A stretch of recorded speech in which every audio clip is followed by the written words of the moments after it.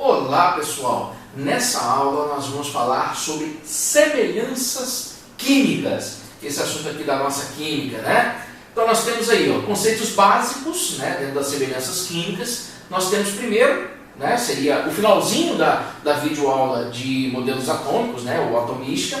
Nós temos aí massa relativa e carga relativa das partículas, né, que compõem o átomo. Vamos relembrar ali rapidinho. Partículas do átomo, nós temos o próton, nêutron e elétron, prótons e nêutrons no núcleo, né, isso, prótons positivos e elétrons negativos, prótons e nêutrons no núcleo, elétrons na eletrosfera girando em torno do núcleo em órbitas, que não são mais circulares, né? Lembra lá que nós temos ali a contribuição do Schrödinger, nós temos ali a contribuição do de Broglie no modelo atômico atual. Então o elétron já não tem mais aquela órbita circular. Ele descreve órbitas circulares, ele descreve órbitas elípticas, princípio da dualidade, tudo bem? E a massa relativa de cada uma. O próton e o nêutron possuem a mesma massa e o elétron dá cerca de 1836 a 1840 vezes mais leve do que o próton do que o nêutron.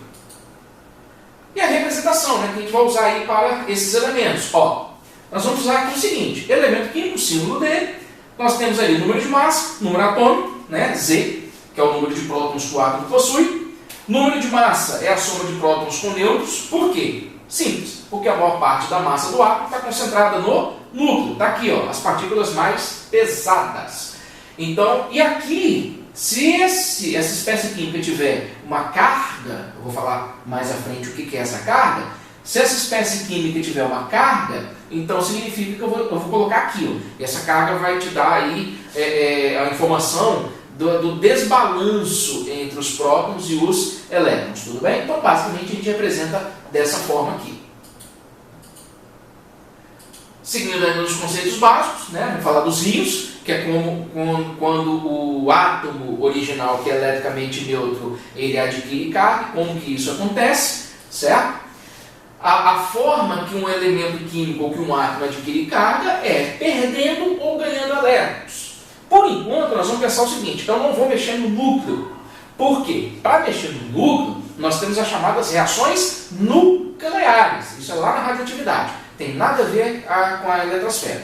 Então aqui nós vamos falar de perda ou ganho de elétrons, que acontece na eletrosfera. Então nós temos aqui, primeiro processo de perda de elétrons, que é chamado um processo de oxidação, em que o elemento químico ele perde elétrons, ele vai adquirir carga positiva.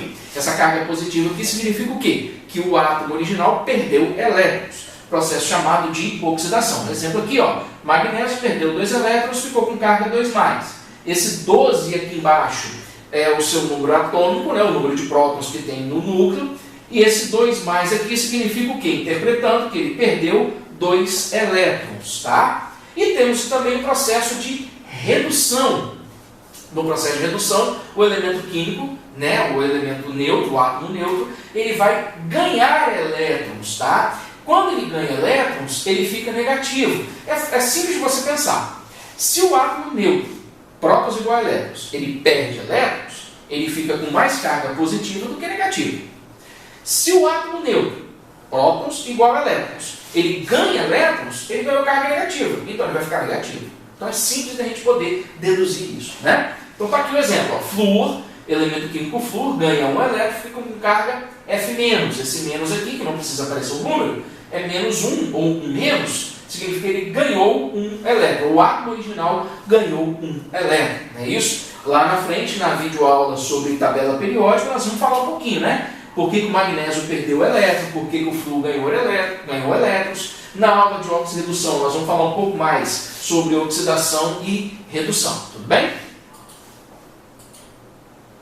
E aí, nós vamos partir para as semelhanças químicas, chamada primeiro aí, os isótopos. Tem até um pezinho aqui com uma cor diferente, para te mostrar o seguinte: isótopos, porque são espécies químicas que possuem o mesmo número de prótons, tudo bem? Por isso que está o pezinho ali, Então nós temos aí, alguns isótopos na natureza. Via de regra, tá? Os elementos químicos que são naturais, ou aqueles que ocorrem na natureza, eles possuem isótopos, né? E aí nós temos aqui, por exemplo, o carbono, que tem um carbono, né? Eles possuem o mesmo número de prótons e diferentes números de massa. Então tem um carbono com massa 12, com massa 13 e com massa 14. né? Carbono 14 vamos falar mais à frente, na aula de radioatividade, métodos de datação do carbono 14. E oxigênio, ó, oxigênio 16, 17, 18, potássio 39, 40, 41. Então está aqui, ó, o percentual de ocorrência de cada um, né, na natureza, ok? E aí nós temos também o hidrogênio. O hidrogênio ele possui isótopos na natureza. E o hidrogênio é um dos únicos elementos químicos que os seus isótopos eles têm nomes específicos. Então nós temos aqui o hidrogênio com massa 1 é o chamado prótio, o hidrogênio com massa 2 é o chamado deutério e o hidrogênio com massa 3 é o chamado de trítio ou tritério. Tudo bem? E aqui o percentual de ocorrência de cada um. A gente percebe que o trítio aí, ele a quantidade dele na natureza é muito pequenininho. Tá? Esses dois aqui, o deutério e trítio, a gente tem lá no Sol. Né? Lá no Sol você tem reações químicas, reações nucleares que ocorrem. Nós vamos falar isso também na videoaula sobre radioatividade. E aí dentro das semelhanças químicas nós temos os isóbaros. O Azinho lá em cima está para poder enfatizar que é o mesmo número de massa e diferentes números de prótons. Então nós temos aqui, ó, cálcio 40, argônio 40. Quando você vê esse termo assim, nome do elemento químico com o número seguido dele, é o número de massa, tá? Eu não preciso falar que é cálcio 20, porque qualquer átomo de cálcio, ele tem número atômico 20. Tudo bem? Então cálcio 40, porque é a massa 40. Argônio 40, porque é o argônio com massa 40. O que a gente vai perceber? Ó, tá aqui, ó. Eu tenho número de prótons, número de elétrons e número de nêutrons. Aqui, ó, número de prótons, número de elétrons e número de nêutrons. Não é isso? Ó, pode ver que o número de prótons é diferente, o número de elétrons é diferente, o número de nêutrons é diferente. Na verdade, o que é igual é a soma de prótons com nêutrons. Não é isso? A soma de prótons com nêutrons é que vai dar ali a massa do elemento químico. E aí nós temos os isótonos, né? O N enfatizando que seria o mesmo número de nêutrons e diferentes números de massa, diferentes números atômicos, são elementos químicos totalmente diferentes. Mas aqui, ó, massa. Como é que eu calculo o número de nêutrons? Bom, no slide lá anteriormente estava escrito assim, que massa é prótons mais nêutrons. Se eu quero calcular o número de nêutrons, é só fazer o quê? Massa menos próton. Então, ó, massa 14 menos próton 7, 7 nêutrons. Massa 13 menos próton 6, 7 nêutrons. Então, 7 nêutrons para os dois, né, para o nitrogênio 14 e para o carbono 13, significa que eles são isótomos, mesmo número de nêutrons e diferentes números de massa e diferentes números atômicos. Nós temos também os isoeletrônicos, né, que são aquelas espécies químicas, até botei aqui, ó, elétron, né, para te lembrar o quê? De elétrons mesmo. Então são espécies químicas que apresentam a mesma quantidade de elétrons. Aí eu posso ter cátio, eu posso ter ânion, eu posso ter elemento químico, está aqui, ó.